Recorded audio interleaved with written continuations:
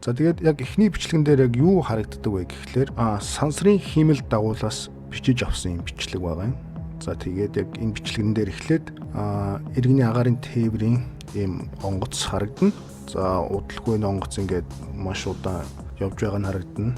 За төд удалгүй яг энэ онгоцтой зэрэгцээд нэг тийм цагаан бүргийн зүйл яг хажууд нь ингээд дагаж эхэлсэн байгаа. Тэгээд тэрхүү үл мэд итгэнэстэйг биед бол онгоцыг ингэж бүтэн тойрж эргэлдэж ингээд тал талд нь дагах байдлаар ингээд хамт яваад байсан.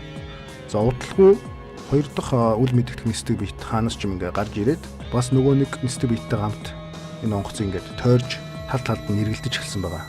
За ингээд нөгөө үл мэддэх 3 нэстэг биед ч онгоцыг хэсэг хугацаанд ингэж тойрж эргэлдэж ингээд тал талд нь маш хурдтай эргэлцээр байгаад за төд удалгүй өнөөх онгоц чинь яг энэ 3 нэстэг биедтэй хамт агаарт орс сураггүй алга болсон.